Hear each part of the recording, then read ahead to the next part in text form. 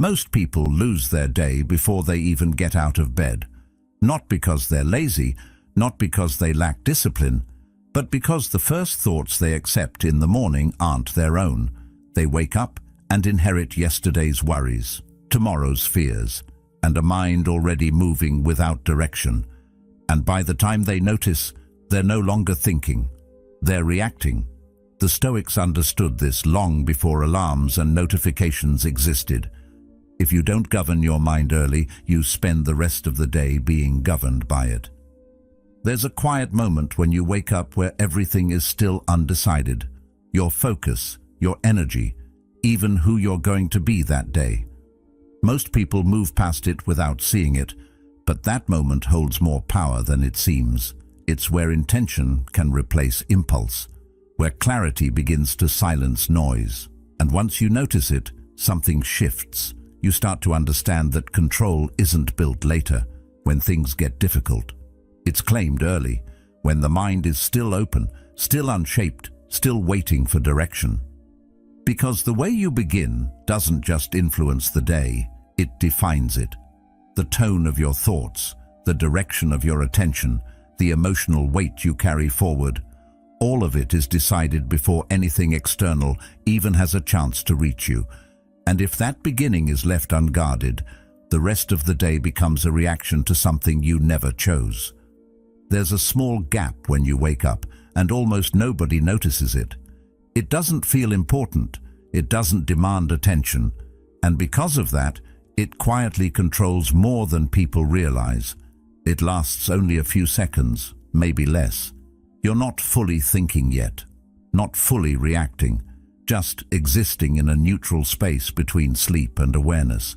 Most people pass through it without noticing, moving straight into habit, into noise, into whatever their mind decides to run first. But that gap is where control actually lives. Not later in the day when things get difficult. Right there, in that quiet space before anything has formed. Because before your mind starts replaying worries, before it pulls in stress, before it rebuilds yesterday's identity, there is silence. Not empty silence, but open silence. The kind that allows something to enter and take shape. And what enters first doesn't just pass through, it settles. It becomes the foundation for everything that follows. Your thinking, your attention, your emotional state. It all begins there. And because it happens so quickly, people assume it's random. But it's not. It's patterned. The first thought arrives automatically. Not because it's true, not because it's useful, but because it's familiar. Your mind pulls from what it already knows. Old patterns, old narratives, the same script running in the background for years. It doesn't question it, it just loads it. And if nothing interrupts that process, the day unfolds along those same lines. This is where things quietly split. Not dramatically, not obviously, but in a way that changes direction. If you let that first thought lead, everything follows. Your emotions align with it. Your focus bends toward it. Your actions reflect it. It becomes the lens through which you see the day. And by the time you notice it, you're already inside it. But if you interrupt that moment, even once, something changes. Not completely, but enough. You notice the thought instead of merging with it. You pause, and in that pause, something opens. A small distance between you and the pattern, and in that space, you can choose. Now here's where it gets deeper. Even if you start choosing your thoughts, most people still lose control in another way. Not through what they think, but through how fast they think. The moment they wake up, their mind is already moving too quickly, jumping ahead, planning everything, anticipating problems that haven't happened yet. It feels productive, but it's not. It's panic, just organized. Because when your thoughts move too fast, your body follows, your breathing shortens, your muscles tighten, your focus scatters, and now you're reacting before anything has even happened. Most people try to keep up with that speed. They match it, they chase it, but you can't control something you're chasing. So instead of speeding up, you slow it down. Not physically, mentally. You let one thought finish before moving to the next. You let your breathing settle. You stop your mind from sprinting ahead. And in that stillness, clarity begins to return, because a calm mind sees clearly. A fast mind just reacts. And even when you slow it down, something else can take over if you're not careful. Noise, it doesn't start loud, it starts small. A thought you revisit, a worry you don't resolve, a distraction you entertain just a little too long. But it multiplies. 1 becomes 5, 5 becomes 20. And before the day even starts, your mind feels crowded. The worst part is you don't even remember what started it. That's how noise works. It fills space without adding anything. And in the morning, space is everything. Because whatever fills it early echoes through the rest of your day, into your conversations, into your decisions, into the moments that actually matter. So instead of letting it grow, you cut it off early. You don't ignore it, you acknowledge it and let it go immediately, because what you give attention to expands, and what you remove early never gets the chance to take over. But even after all that, there's something deeper that controls most people. Emotion, not the obvious kind, but the subtle ones. Waking up slightly off, a little anxious, a little heavy, and then letting that feeling decide everything that follows. If you feel tired, you move slower. If you feel stressed, you hold back. If you don't feel ready, you wait. But those feelings aren't always accurate. They're temporary, just chemistry, just your system adjusting. And if you treat them like commands, they take control. So instead of reacting to how you feel, you build stability first. Before anything tests you, you slow your breathing, you ground yourself. You decide how you're going to show up, not to feel perfect, but to feel steady. Because when you're steady, you don't collapse when something goes wrong, you adjust. And at that point, you don't need more discipline. You don't need more motivation. You need direction. One clear thought is enough. Not 10, not 20, 1. Something strong enough to carry the day. You choose it before anything else chooses for you, and you return to it, again and again, until it stops being something you say and starts becoming something you are. And once that happens, everything else begins to align. Decisions become clearer. Distractions lose power. Doubt has less space to grow. And if you're serious about building that kind of awareness, then stay connected to this space. Consider subscribing, not as a habit, but as a commitment to thinking more clearly, living more deliberately, and becoming someone who leads their own mind before anything else does. It builds gradually, almost quietly, but it builds in a way that compounds. One moment of awareness leads to another. One interruption leads to a new pattern, and over time, those patterns begin to replace the old ones. Not completely, not instantly, but enough to change the direction you're moving in. And the more you practice it, the clearer it becomes that control isn't something you find later in the day when everything is already moving fast. It's something you claim early, when things are still slow, still quiet, still open. That's where it's easiest. That's where it's most available. And that's where it matters most. So when you wake up tomorrow, before anything else takes over, there's just one thing to notice. That moment, that silence, that space where nothing has been decided yet.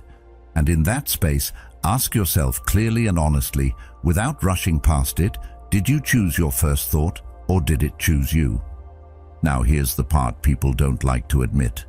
Your mind doesn't filter anything for you. It doesn't pause and decide what's useful and what's not. It doesn't protect you from the thoughts that drain you. It simply takes everything in, every memory that didn't get closure, every fear that never got resolved, every unfinished conversation that still lingers somewhere in the background. Even imagined problems that haven't happened yet find their way in. And in the morning, when your awareness is still forming, your mind is at its most open. Like a door with no lock, no guard, no system in place to decide what should enter and what should stay outside. So if you're not standing at that door, even for a moment, everything walks in. Not in order, not one at a time, but all at once. And it's never the calm, balanced thoughts that arrive first. It's the heavy ones, the urgent ones, the ones that feel like they need attention immediately. That's how your mind is wired. It scans for problems, for threats, for anything that might require action. That instinct was designed to keep you alive. But now, it overwhelms you before the day even begins. You've felt it, even if you didn't stop to think about it. You wake up, and within minutes, something small starts to grow. A simple thought connects to another, then another, until suddenly your mind feels crowded, tense, and heavy. Not because anything real has happened yet, but because something was allowed to stay.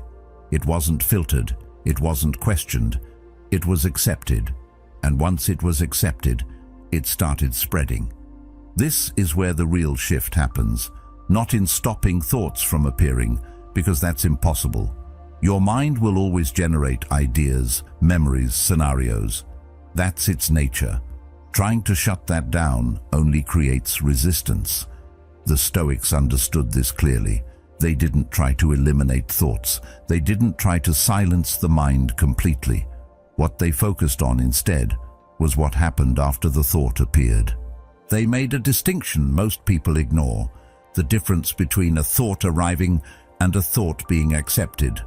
One is automatic, the other is a decision, and that decision is where control lives. Because once a thought stays, it doesn't remain isolated. It connects, it grows, it begins shaping how you feel, how you interpret things, how you move through the next moments of your day.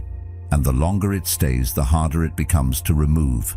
It spreads quietly at first, then more aggressively, until it becomes your emotional baseline. That's why speed matters. Not rushing, not reacting impulsively, but responding early. Recognizing a thought the moment it appears and deciding what to do with it before it builds momentum. When a thought shows up, this day is going to be stressful. You're not ready. Something will go wrong. It feels convincing.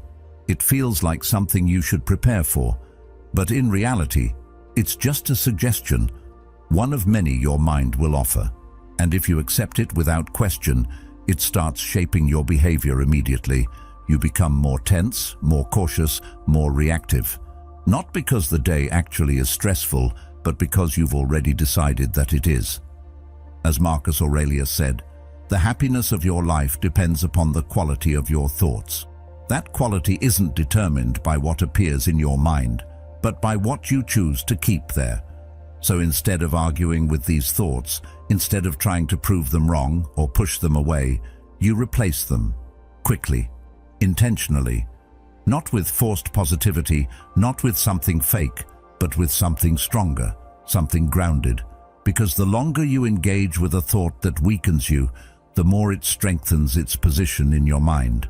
And once it spreads, it's no longer just a thought. It becomes your state. This is what most people miss. They think their emotional state just happens to them, something random, something they have to deal with later. But most of the time, it started with a single thought that was allowed to stay too long. A thought that wasn't challenged, wasn't redirected, wasn't replaced. Over time, this changes the way your mind operates. Not instantly, not perfectly, but gradually. You start noticing thoughts earlier. You become more selective. You stop treating every idea as something you need to explore. And instead, you guide your attention more deliberately. It becomes less about controlling everything and more about choosing direction. You're not forcing your mind to behave. You're deciding what it builds around. And that decision starts early, when your mind is still open, still forming, still responsive. Because in that state, small choices carry more weight. A single thought handled correctly can prevent an entire chain from forming. A single moment of awareness can stop a pattern before it even begins. So as the day begins and those first thoughts start to enter, there's a quiet responsibility that comes with awareness. Not to control everything, not to eliminate every negative idea, but to stand at that door, even briefly, and choose. Are you letting your mind collect whatever shows up? Or are you deciding what gets to live there? But even if you start choosing your thoughts, even if you begin to notice what enters and what stays, there's another problem that quietly takes over, and most people don't recognize it because it feels like progress. Speed. The moment you wake up, your mind is already moving too fast. It jumps ahead before you even have a chance to ground yourself. It starts planning, organizing, anticipating everything that could go wrong before anything has actually happened. It runs through conversations, responsibilities, expectations, possibilities. It feels productive. It feels like you're getting ahead, but you're not. It's panic, just organized in a way that makes it look useful. Because when your thoughts move too fast, your body follows. Your breathing shortens without you noticing. Your muscles tighten slightly, then more. Your attention becomes scattered, jumping from one thing to another without ever settling long enough to fully process anything. And now, before the day has even started, you're already reacting. Not to reality, but to a version of reality your mind is creating at high speed. You're trying to solve problems that don't exist yet, preparing for outcomes that may never happen, exhausting yourself before you've even begun. Most people respond to this by trying to keep up. They push themselves to think faster, move faster, act faster. They match the pace of their thoughts instead of questioning it. But you can't control something you're chasing. The faster your mind runs, the less control you have over it.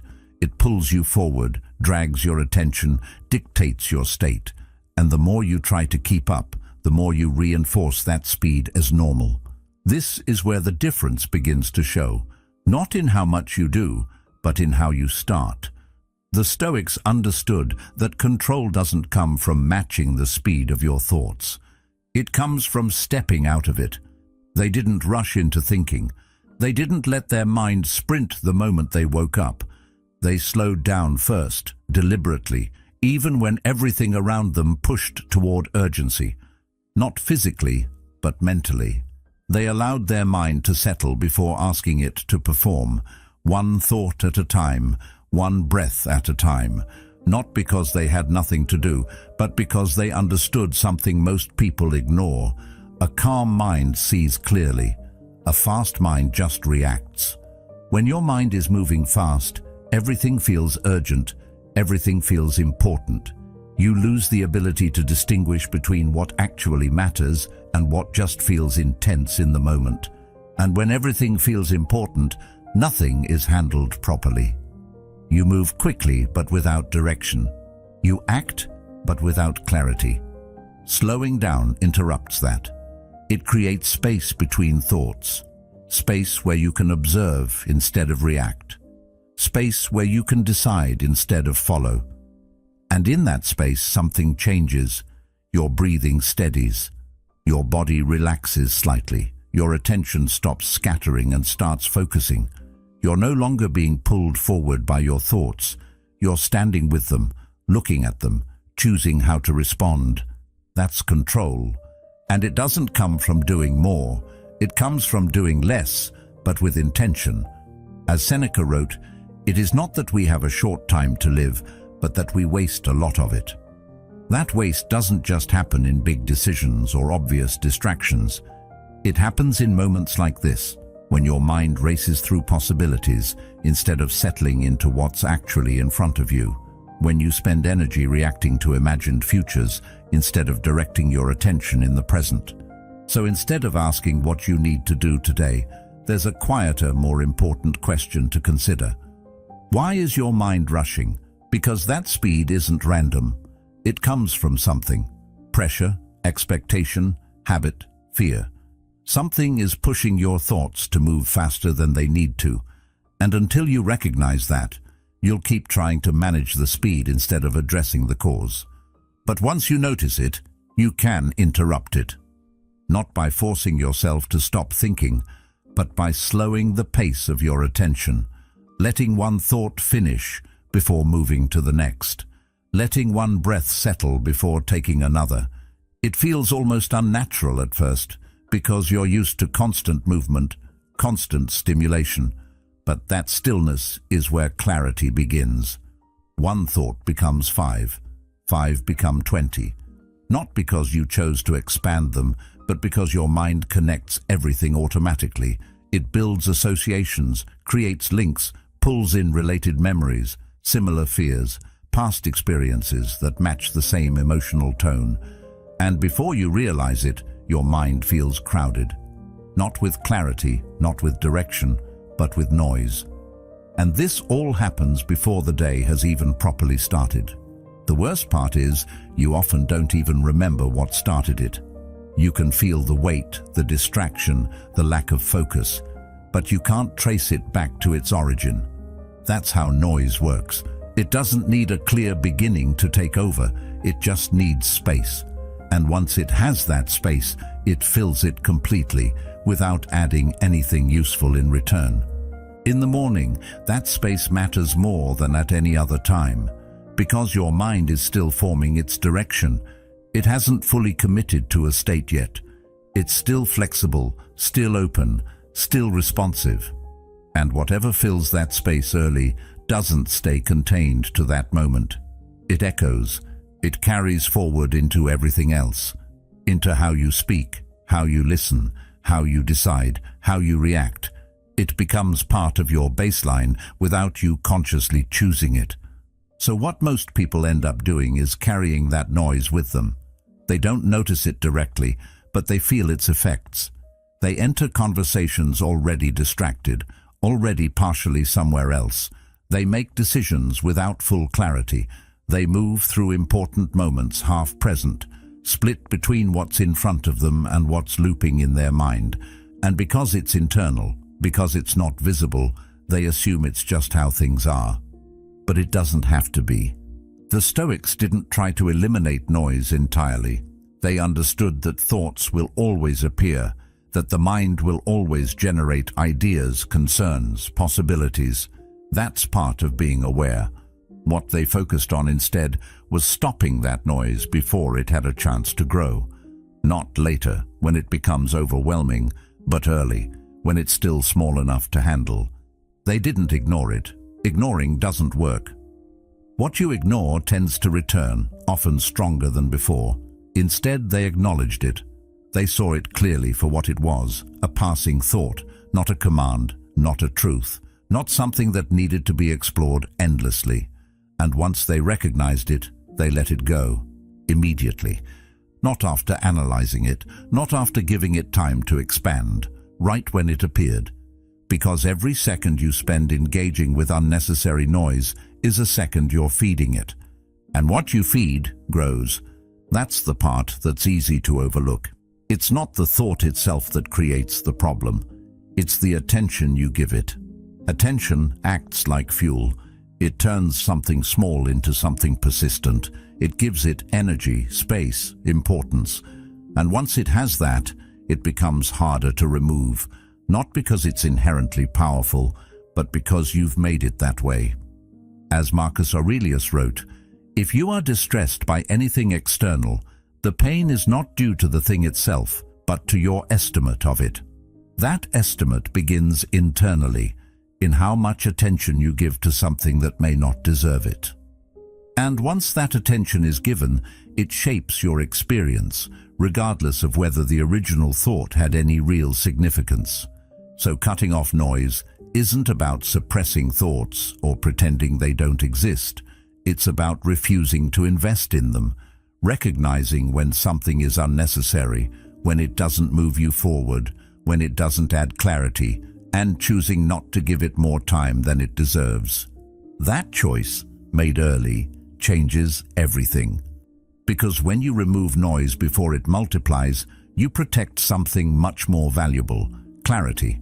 So, as the day begins and thoughts start to appear, there's a quiet decision that repeats itself over and over. Not dramatic, not obvious, but important. A thought comes in, and instead of following it automatically, you pause just long enough to see it. And then you decide, does this deserve my attention? Or is this something that never needed to stay in the first place? Even if you clear the noise, even if you learn to filter your thoughts and stop unnecessary patterns from taking over, something deeper still controls most people, and it's harder to recognize because it doesn't always feel like something you can influence. Emotion. Not the obvious kind, not the intense moments that everyone can clearly identify, but the subtle ones that sit quietly in the background. The slight heaviness when you wake up, the quiet anxiety that doesn't have a clear reason, the low energy that makes everything feel just a little harder than it should.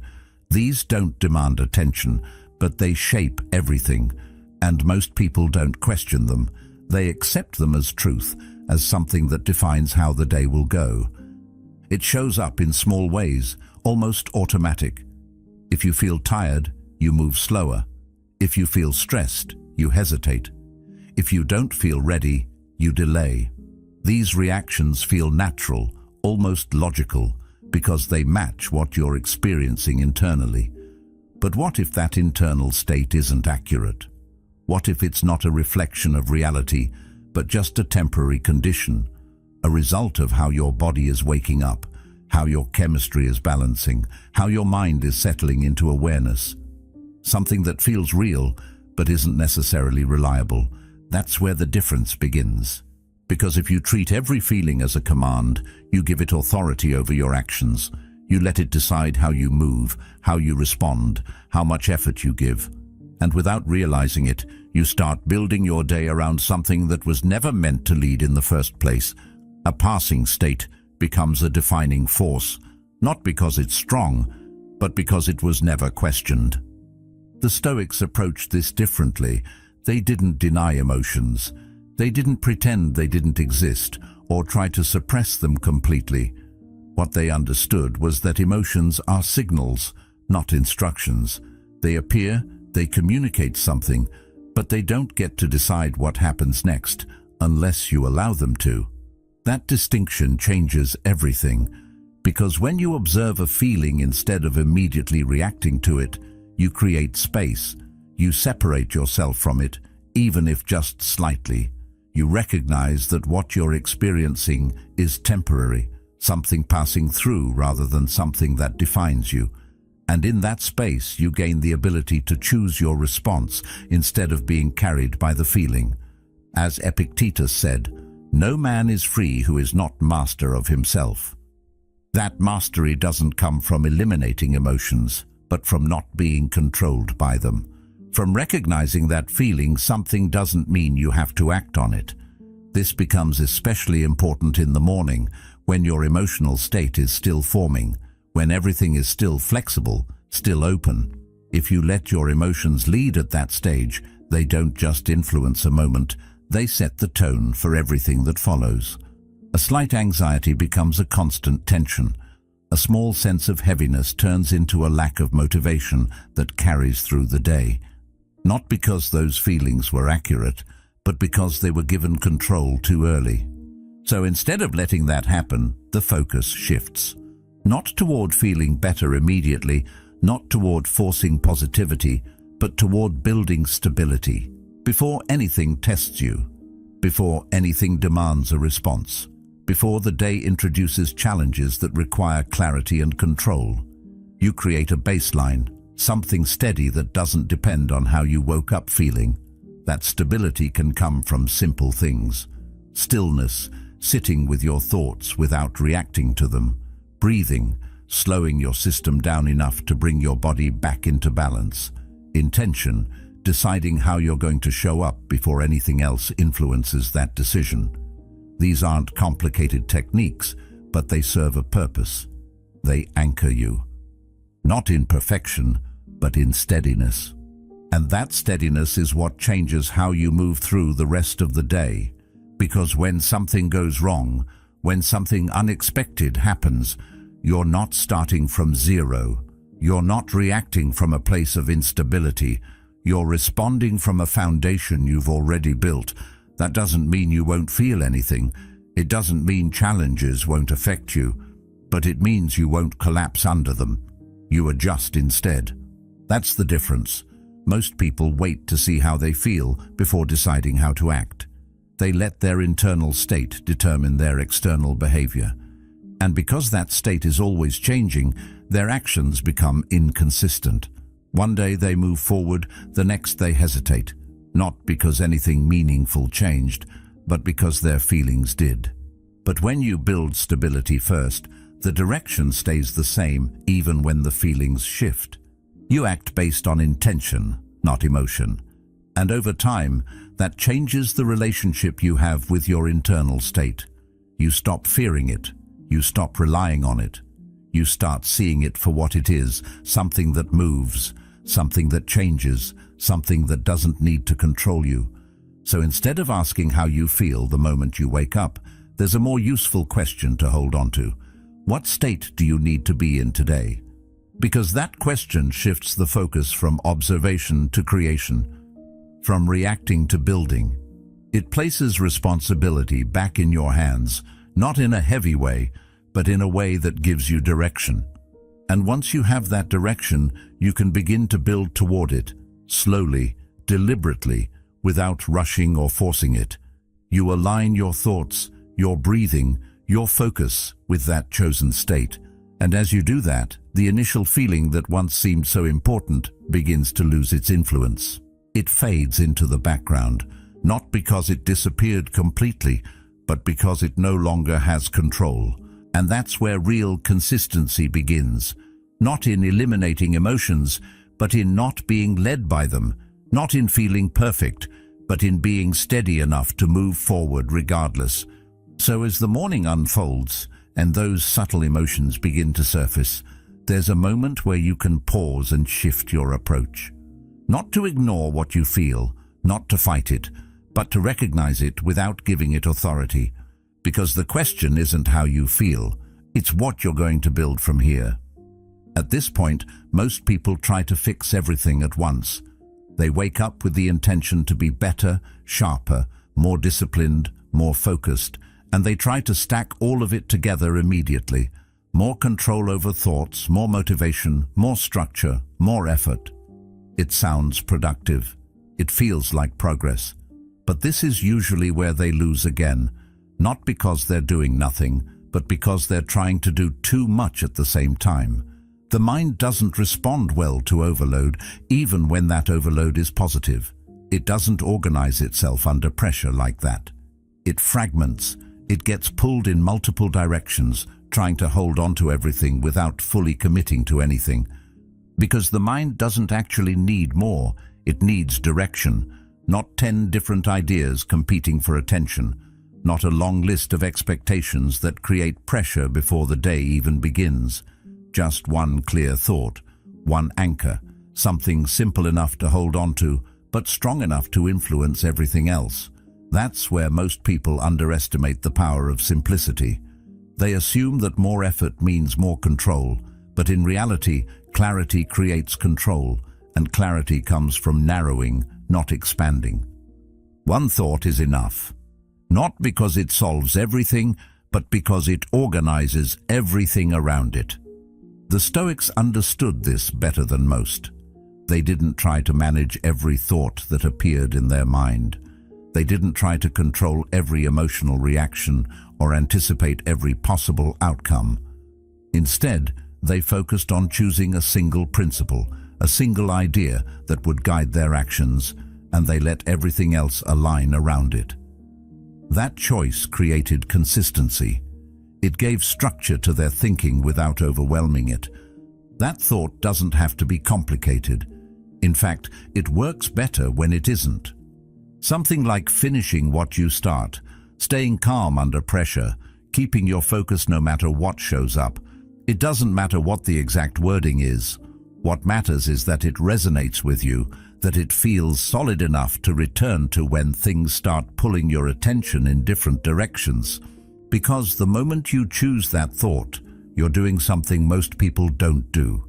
You're deciding who you're going to be before the day has a chance to decide for you. And that decision matters more than most people realize. Without it, your mind drifts. It reacts to whatever is in front of it. It adjusts constantly based on circumstances, emotions, distractions. One moment you're focused, the next you're not. One moment you're confident, the next you're uncertain. Not because anything fundamentally changed, but because there was no anchor holding your direction steady. But once that thought is chosen, something shifts. You're no longer reacting to everything equally. You're filtering your actions through something intentional. When a distraction appears, it doesn't automatically pull you away because you have something to return to. When doubt shows up, it doesn't take over as easily because there's already a direction in place. As Seneca wrote, "If a man knows not to which port he sails, no wind is favorable." That applies internally just as much as it does externally. If your mind doesn't have a clear direction, every thought, every distraction, every emotion has the potential to shift you off course. But when that direction is set, everything else becomes easier to manage, not because it disappears, but because it loses its ability to control you. And that's where repetition becomes important. Not in a mechanical way, not as something forced, but as a way of reinforcing what you've chosen. You return to that thought throughout the morning, not because you forgot it, but because you're strengthening it.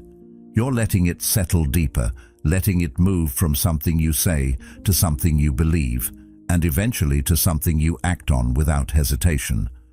At first, it feels like effort. You have to remind yourself, bring your attention back, realign when you drift. But over time, it becomes natural. The thought starts to surface on its own in moments where you need it. It becomes part of how you think, not just something you repeat. And once that happens, decisions start to feel different. You don't hesitate as much because you're not starting from uncertainty. You're acting from something already established. Distractions lose their intensity because they don't match the direction you've chosen.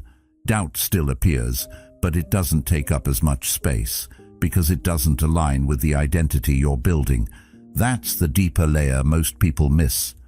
This isn't just about thinking differently for a day. It's about shaping identity over time. Because the thoughts you repeat consistently don't just influence your actions, they define how you see yourself. And how you see yourself determines how you act.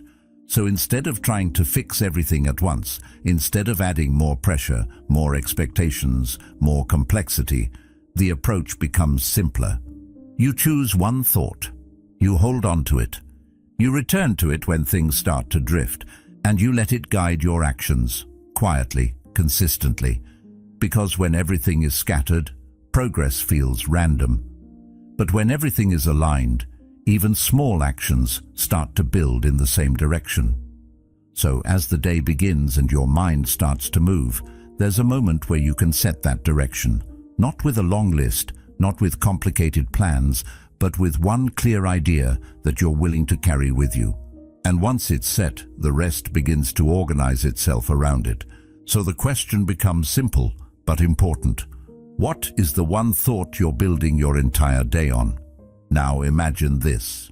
You have a deadline, not the kind tied to work or expectations from others, but one that exists entirely for you. A quiet line in time that most people never draw, but the moment you do, everything begins to organize itself differently. Let's say it's 7:59 a.m. Before that moment, you belong to yourself. Your thoughts are still flexible. Your attention hasn't been claimed. Your state hasn't been shaped by the outside world.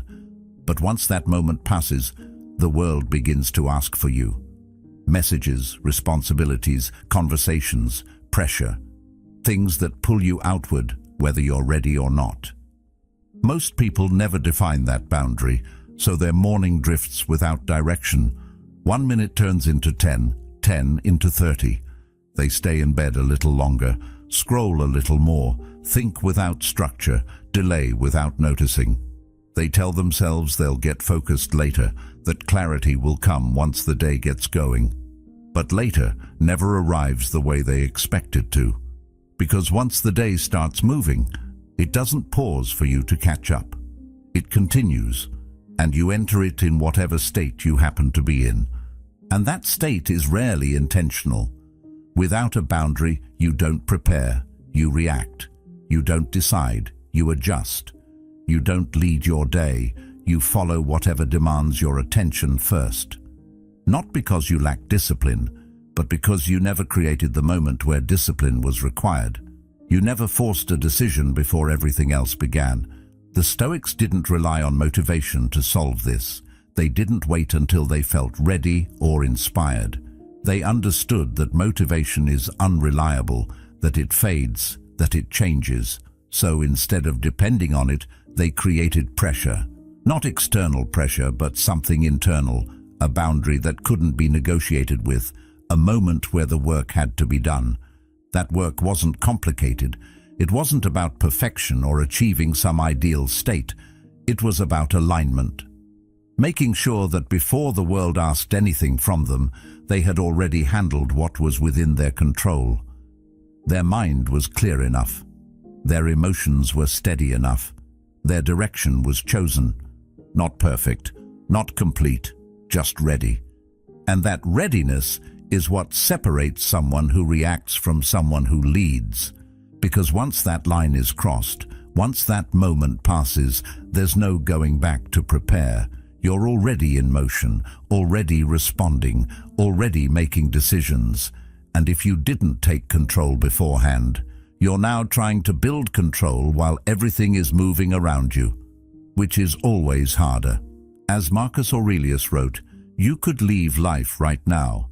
Let that determine what you do and say and think.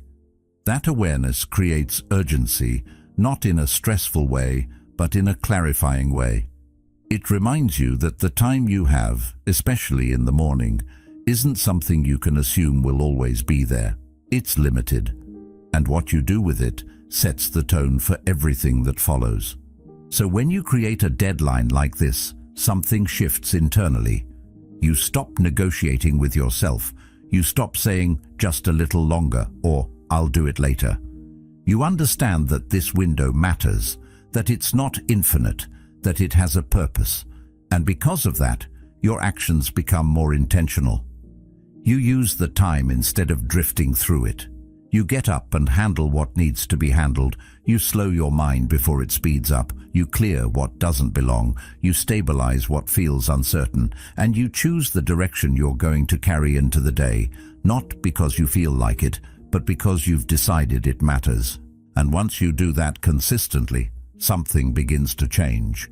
You stop entering your day in a reactive state. You stop feeling like you're constantly catching up. Instead, you start from a place of control, even if it's not perfect, even if it's still developing. That foundation carries forward into everything else.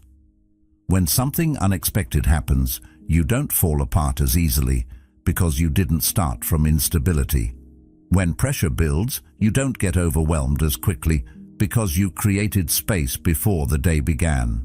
When distractions appear, they don't pull you as far away because your direction was already set. It's not about eliminating challenges. It's about not being unprepared for them. And that preparation doesn't require hours or complexity. It requires a line, a moment where you decide that before this point, you take control of what's yours. Because without that line, everything stays optional. And when something is optional, it's easy to delay, easy to ignore, easy to push aside. But when there's a boundary, there's clarity. There's no negotiation. There's just action. And over time, that becomes part of how you operate. You don't wait to feel ready. You make sure you are. So as that moment approaches each morning, as the time moves closer to when the world starts asking for you, there's a decision that has to be made. Not later, not eventually, right then. Because once that line is crossed, everything that follows is built on what you did before it. So the question becomes simple, but unavoidable. What happens if you don't take control before the world does? The way you begin your day quietly shapes the way you live your life, not in obvious ways, but in the small decisions, the steady thoughts, the moments where you either lead or get pulled. And over time, those moments become your identity. If something in you is ready to take that control back, don't stop here.